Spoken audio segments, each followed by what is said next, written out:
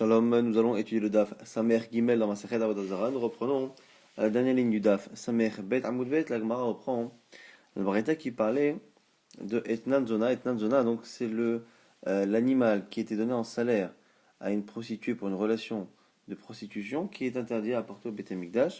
Et on avait vu que lorsqu'il y a un décalage entre la relation et le don, dans un sens ou dans l'autre, quelle que soit la chronologie, a priori on a l'impression ici que l'animal ne prend pas le statut de Etnan Zona puisque ça n'a pas été finalement en même temps. Natanla Bachakar Balea, on a dit le cas où il a donné d'abord l'animal et la relation n'a eu lieu que plus tard. Alors, on a dit que dans ce cas-là, il n'y a pas de Etnan Zona sur l'animal parce qu'il a été donné avant. La Gemara se pose la question. Echi Balea, une fois qu'il a une relation avec elle, même s'il a donné avant, les Khulala Iso Etnan et Mafrea, normalement, l'animal devrait prendre ce statut-là. À partir du moment où ça a été donné, et que ça a été donné en attente que ce soit le salaire d'une relation, normalement, effectivement, en attendant la relation, ça devrait ne pas avoir de statut, mais au moment de la relation, ça devrait prendre ce statut. La Gemara dit, Amar Abelaza, Meshekadma, Vekrivato. La Gemara dit, c'est un cas peut-être où la femme l'a apporté en korban avant même qu'il y ait eu la relation. Donc il lui a donné, elle l'a apporté au Beth Amikdash, et après il y a eu la relation. Alors effectivement, au moment où il y a eu la relation, si l'animal était encore vivant, ça lui aurait donné un statut. Mais comme il n'est plus vivant, ce n'est pas possible. Elle se pose la question, mais quelle est exactement la phrase que la personne lui a dite au moment où il lui a donné l'animal? Idamala kanilir merchav, s'il lui a donné au tout début, il lui a dit voilà, tu es propriétaire dès à présent. Pshita décharé. Là, c'est évident qu'il n'y a aucun problème. Pourquoi? Parce que s'il lui donne dès à présent l'animal complètement, indépendamment d'une relation éventuellement future, à ce moment-là, c'est évident que ça lui appartient à elle, dès à présent. Et donc, finalement, il y a une complète déconnexion entre le don de l'animal et la relation, et donc que l'animal n'a pas du tout les statuts de Tnanzona, d'alité Besh'ad Bia, parce qu'au moment où il y a la relation, l'animal n'existe plus. Matana Be'alma, Hu De'ibla, et donc c'est considéré comme étant un cadeau normal. Ve'i de leur marler, donc c'est tellement évident que c'est pas de ça qu'on parle. Mais si par contre, il lui a dit Kanil Me'arshav, s'il lui a pas dit achète, sois propriétaire dès à présent, c'est-à-dire qu'il lui dit voilà, je te le laisse, mais tu n'en seras propriétaire que plus tard. Or, le problème, c'est qu'elle ne sera propriétaire qu'au moment de la relation. Mais elle, si elle l'a apporté en korban avant, comment elle a pu l'apporter en korban si ce n'était pas encore elle?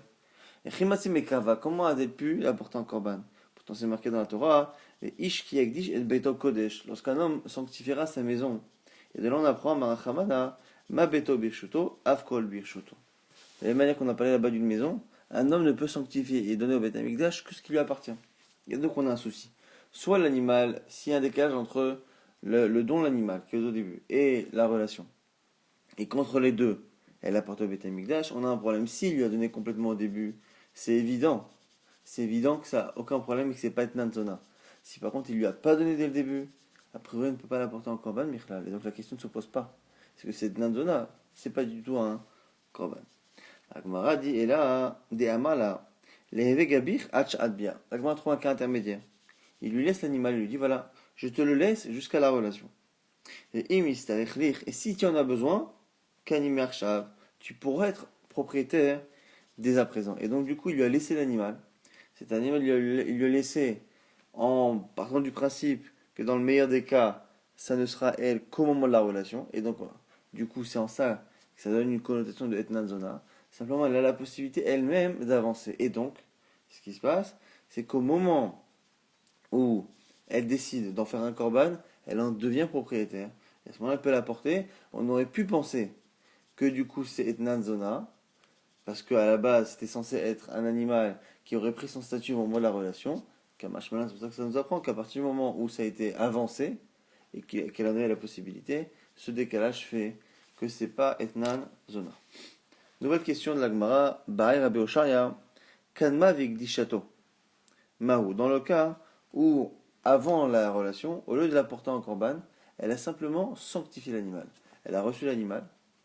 Avant la relation, elle l'a sanctifié, mais elle ne l'a pas apporté au Beth Amikdash. La question ici, c'est est-ce que le fait qu'elle l'ait sanctifié donne déjà le statut d'un animal qui est approché? Et donc, s'il était sanctifié comme s'il avait été donné au Beth Amikdash, comme s'il avait été approché en korban, eh bien, on considère qu'il est en décalé par rapport à la relation, et donc c'est pas etnan zona. Pourquoi la question est posée ici? Parce que Kevan de Amarma, puisqu'on a dit dans Masachet Kiddushin de Amirato, la Gavok et Misirato, les idiotes. C'est un principe dans les korbanot que dès que l'on prononce l'engagement de donner au Beth Amikdash, ça a le même statut, ça fait transfert de propriété pour le Beth Amikdash au même titre qu'un transfert classique pour un homme. Pour faire un transfert entre deux hommes, il faut certains gestes, certains actes particuliers. Donc c'est une messira l'idiote, il faut donner de main en main à la personne à qui on transfère. Or, quand on donne à Hachem, eh bien, Amirato la Gavok, le fait de parler par rapport à Dieu, eh bien, c'est que messirato l'idiote. Est-ce que ici, le fait d'avoir parlé, c'est comme un transfert, et donc c'est comme si elle avait apporté en korban ou pas? Donc, Keman décrypté damé, c'est comme si elle avait apporté en korban. On dit non, peut-être, Ashtam ya akae veite bene, ou peut-être que là c'est différent, et que là, à partir du moment où, au moment de la relation, l'animal existe physiquement, même s'il a été sanctifié et qu'il n'est plus dans son réchoute, dans son domaine à elle, comme il existe, eh bien, il peut prendre le statut de Etnan Zona. Ça, c'est la Sheila de l'Agma. L'Agma essaye de répondre. Il dit Tifshot, Mide Rabbi Lazar. On peut répondre avec ce que dit Rabbi Lazar. Rabbi Lazar a dit chez Kalma avec Rivato, Rabbi Lazar avait dit qu'on parlait là-bas d'un cas où elle a sanctifié avant qu'il y ait la révélation. Le bon s'était posé la question quel est le cas. On a dit Kalma avec Rivato. Elle a devancé et elle a apporté en korban. Le fait qu'il ait précisé apporter en korban donne l'impression que ça ne peut avoir de sens que si elle apportait en korban, mais si elle n'avait fait que sanctifier, peut-être que non. Sinon, elle aurait dû choisir ce terme-là. On m'a dit Davka ekrivato ava ligdishatolo. C'est parce que elle apporte en korban que ça change quelque chose, mais si elle avait fait que faire un ekdesh, peut-être que non. La Gemara dit non, parce que même là-bas, Rabbi Lazar, on ne sait même pas si sa kavana c'était ça ou pas. Rabbi Lazar gouffé Kamivayale. On se pose la question de Bichlal sur ce Rabbi Lazar. Mai, Mishat Pshitale le Rabbi Lazar, décrivato Davka. Est-ce que Rabbi Lazar lui-même était certain que c'est que lorsqu'elle apporte en korban entre le don et la relation que c'est pas être Nandona? Aval, Igdishato, l'homme, mais si elle a fait que sanctifier, non. Dia ite bish'adbi'a, parce que l'animal existe au moment de la relation. Au Dilma, ou peut-être, les adim du Safek, ce qu'on a dit il y a quelques instants, au Dilma, écrivato pshitale. Que si elle a simplement donné, si elle a été macrise, elle a apporté en korban, c'est évident, et gdishato, mais safkale. Dans le cas où elle a fait le ekdesh, c'est-à-dire qu'elle a simplement sanctifié, et bien lui-même il a un doute, et la Gemara dit écoute, donc il n'y a pas de réponse, et Bichla, ce Rabbi Elazar, on ne sait pas si lui-même il savait exactement, donc peut-être qu'il a enseigné, il crie Vato parce que c'est le cas où il est certain, mais que peut-être que sur notre cas il a été mistapek. Donc du coup, on n'a pas de réponse claire, c'est pour ça que la Gemara dit Teikou. Autre cas, dans le cas où il y a un décalage, mais dans la chronologie inversée, c'est-à-dire qu'il a de bonnes relations avec elle, et c'est simplement plus tard qu'il lui donne l'animal. On a dit etnana mutar, l'animal qui est censé être etnan, il est mutar au Beth Amikdash, il n'a pas justement de statut d'etnan zona. Object ou natana. Dans le cas où il a une relation avec elle, et qu'après il lui donne, afilo mikan ve'ad shloshim shanim etnana aso, on a une braïta qui dit que s'il a une relation avec elle et qu'il lui donne plus tard, même s'il lui donne jusqu'à 3 ans après la relation, l'animal est assaut. Donc on a une braïta qui semble contredire exactement notre Mishnah. Notre Mishnah nous dit que lorsqu'il y a la relation et plus tard le cadeau, il n'y a aucun problème. Et lorsque la braïta s'exprime, elle dit que jusqu'à 3 ans ça pose un problème. On me dit Amar Abnachman Baritzrak, Amar Aprizda, Lo Kaché, on fait une distinction. Hada Marit Ba'ali Bétalézé, ça dépend s'il lui a dit je veux que tu aies une relation avec moi, mais avec comme salaire cet animal particulièrement. Hada Marit Ba'ali Bétalé Stam. Et dans l'autre cas, c'est un cas où il est simplement dit voilà, je te donnerai la valeur d'un animal, ou je te donnerai un animal de ce type.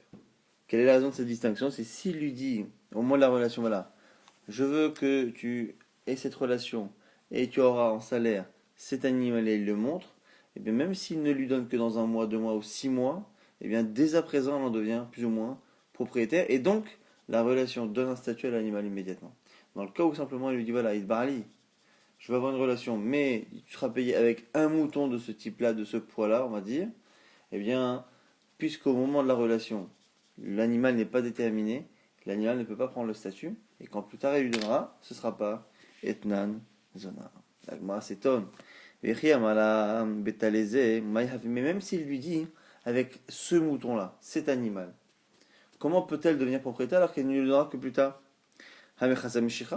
Au moment de la relation, elle ne peut pas être propriétaire, même s'il lui a dit, voilà, cet animal sera à toi. On sait très bien que, justement, on l'a dit il y a quelques instants, pour faire un kinyan, il faut faire une messira, il faut donner de main en main. Il faut qu'il lui donne l'animal. Or, il ne l'a pas fait. La Gemara donne deux réponses. Première possibilité, on parle d'un cas où la zona, la prostituée en question, n'est pas juive, et donc on peut faire un kinyan autrement que Meshicha. Puisque l'obligation de faire kinyan Meshicha, okano minyan abitecha, si tu acquiers de la main de ton prochain, et le prochain c'est le juif, donc il n'y a que le juif qui nécessite la Meshicha. Pour les Ovdei Koravim, on peut faire avec de l'argent. Et là ici, c'est quoi ici l'argent? C'est entre guillemets, cette relation qu'elle donne, le fait de donner ce service-là, même si c'est interdit, je rappelle encore une fois, hein, le fait de donner ce service-là, c'est sa manière à elle de donner de l'argent pour que l'animal lui appartienne. Et donc à partir du moment où il lui a dit clairement cet animal-là, au moment de la relation, eh bien elle devient propriétaire, et c'est la raison pour laquelle l'animal, dans ce cas-là, devient etnan zona. Autre possibilité pour bétaliser, le baïtema, l'olam bezona israélite, on peut parler aussi d'une zona israélite juive, dans le cas où il a mis l'animal dans sa cour à elle.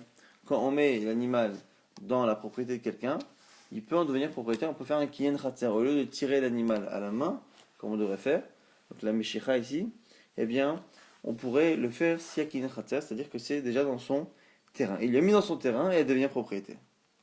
Alors la Gemara se pose la question, elle dit Ideka eb khatsera, baalea vachar kach natan la hakanyale. La Gemara s'étonne, pourquoi on dit qu'il a eu la relation d'abord avec elle et après il lui a donné, mais en fait depuis le départ, s'il l'a mise dans le terrain, elle est propriétaire. La Gemara explique, l'autre sricha. Et Shavien est allé à Potiki, il a mis là-bas dans le terrain, mais il lui a dit, c'est comme une hypothèque. Derrière là, il lui a dit, si je te donne de l'argent, entre aujourd'hui et telle date, moutav, tant mieux. Veilo, sinon, chakle, betnanir, il sera ton salaire. Donc en fait, il lui a donné dès à présent l'animal dans son terrain. Et il lui a dit voilà, cet animal-là, si je te paye, il ne sera pas à toi. Mais si je te paye, il sera dès à présent à toi. Et donc, dans ce cas-là, on a une option pour que la relation fasse tout de suite en sorte que l'animal ait un statut de Etnan Zona. C'est pour ça que, dans ce cas-là, de Betalese, c'est Etnan Zona. Alors que si elle a dit Betalestam, il y a un décalage et à ce moment-là, c'est pas Etnan Zona. La Gemara maintenant va reprendre ce qu'on avait vu précédemment. On a vu que Rabbi Yannai se permettait d'emprunter à des pauvres pendant l'année de la Shemitah des fruits de la Shemitah que les pauvres avaient recueillis du Hefker et il les remboursait, ces pauvres, l'année d'après. La Gemara objecte Metiv Rav Shechet. Omer Adam lechamarav ul po'alav lechu ve'echlu bedinar ze tseu shtu bedinar ze ve'eno choshesh. Un homme qui est patron peut dire à ses employés, leur donner un dinar et leur dire allez boire et allez manger avec, donc c'est leur ticket restaurant. Et il n'a pas besoin d'être rochèche, de craindre l'homme mishum shvi'it, l'homme mishum maaser, et l'homme mishum yeser. Il n'a pas à craindre que ses employés utilisent cet argent. Donc on parle d'employés ici, soit non juifs, soit juifs mais qui ne respectent pas la cache-route. Il n'a pas lieu de craindre que ses employés, avec son propre argent, achètent des fruits de la shemitah de shvi'it, des fruits qui ne sont pas prélevés de maaser, ou yeser, ou du vin de yeser. C'est-à-dire qu'il n'est pas responsable de ce que les gens achètent avec son argent. Il leur donne l'argent, à partir du moment où c'est à eux, ils en font ce qu'ils veulent, ce n'est pas son problème s'ils achètent quelque chose d'interdit. Par contre, Ve'imamar MC leur a dit c'est allez manger, et moi je paierai la note. Et il leur donne évidemment une limite, mais en tout cas, c'est lui qui paiera. Allez boire, et moi je paierai la note. Dans ce cas-là, par contre, il y a un vrai problème que ses employés mangent des choses interdites parce que c'est lui qui finira par les payer et donc par acheter du Yenesser, du Tevel ou des fruits de Shveit. La Gemara dit qu'il y a un problème a priori, puisqu'on voit bien qu'on considère ici que la personne est fautive de ce qui est payé. Alors quelle est la ressemblance? C'est que dans le cas de Rabbi Yannai, on avait l'impression que pourquoi on estimait que le fait de rendre l'année d'après les fruits de la Shemitah n'était pas considéré comme étant aussi des fruits de la Shemitah, c'est parce qu'au moment où on rembourse la 8e année, les fruits de la 7e année ne sont plus existants, et donc il ne peut pas y avoir de transfert de statut. Alors ici c'est pareil, à partir du moment où il leur dit allez manger, et moi je paierai. On a dit que c'était problématique, mais pourquoi? Puisque eux vont d'abord manger, et c'est qu'une fois qu'ils vont manger, que lui on va l'appeler pour lui dire voilà monsieur il faut payer. Donc quand il va payer, il ne va pas finalement payer et donner un statut de maaser, ou de tevel, excusez-moi, de shveit, ou de ineser à cet argent. La Gemara explique, Targemar a expliqué, Bechen Vani, à Makifo, c'est spécial chez nous, on parle d'un cas où on a un Chendvani, un commerçant, qui a une habitude, un contrat avec la personne. Des Mishtabed, là dans ce cas-là, il est engagé. Des Kevin de Ochel a couvé, puisqu'il a l'habitude de travailler avec lui, il a un compte, Kanele, Dinar, Gavé. Pourquoi là-bas c'est un problème? Effectivement, là-bas ça n'aurait pas dû être un problème, mais comme il les a envoyés chez un commerçant qu'il connaît, et que ce commerçant a toujours un compte avec ce client-là, eh bien il sait qu'à partir du moment où les gens mangent, c'est comme si le dinar, de la valeur de cette nourriture, était déjà engagé. Et donc du coup c'est la raison pour laquelle cet argent-là aura le statut du tevel, du yenesser, ou de la shvet.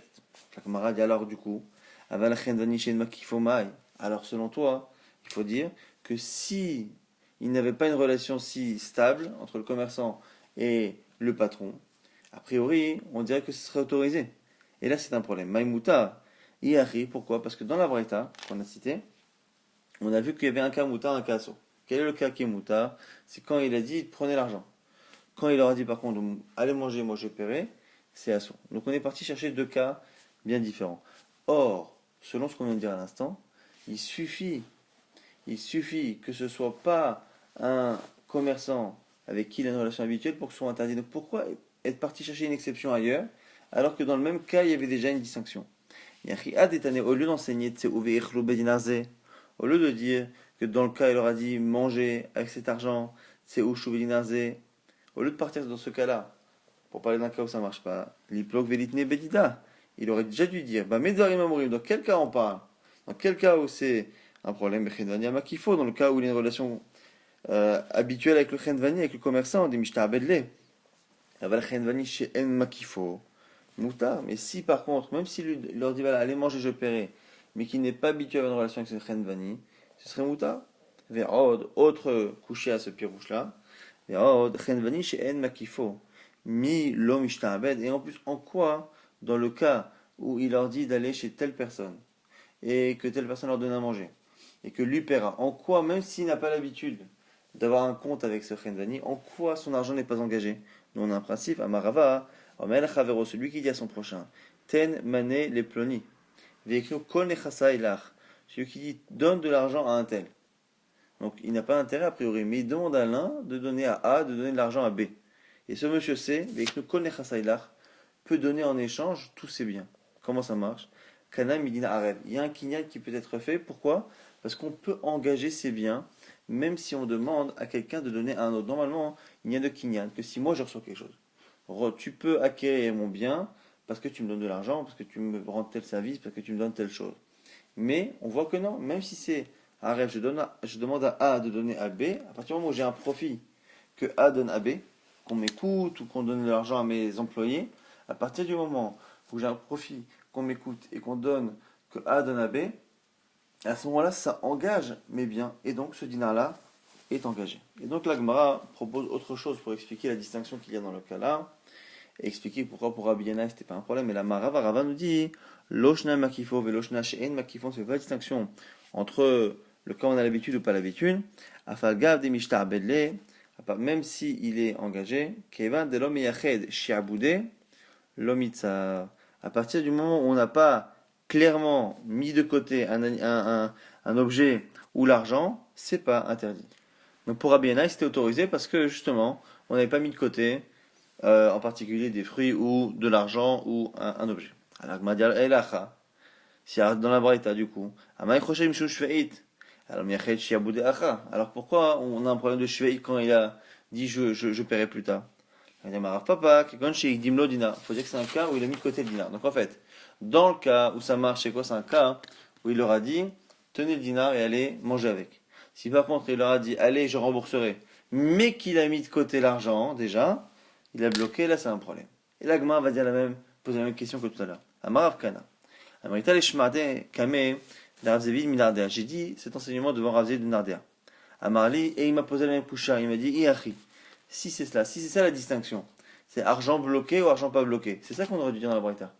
Au lieu de dire que ça dépend s'il aura donné l'argent à eux, ou s'il aura dit allez et je paierai, c'est pas ça qu'on aurait dû dire. On aurait dû dire que même lorsqu'il leur dit allez-y, mangez, je paierai, on fait la distinction entre un cas où l'argent est bloqué et l'argent ne l'est pas.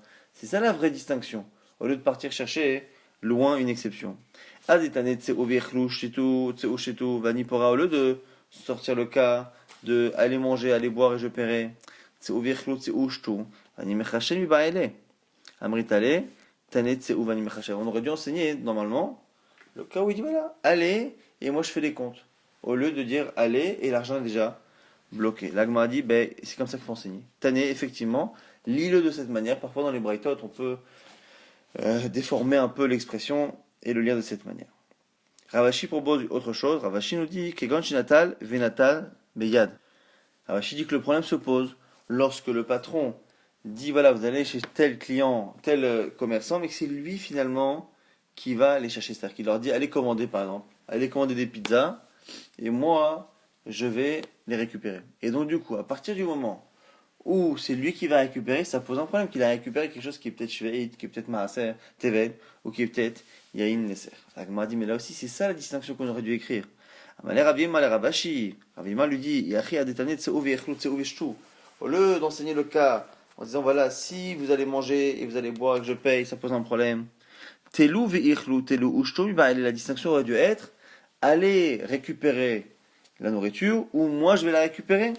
Et réponse similaire à Malé, Tane, Telu, Veichlu, Telu, Ushtu, c'est comme ça qu'il faut comprendre, même si ce n'est pas les mots qui sont marqués, c'est comme ça qu'il faut enseigner, qu'il faut comprendre.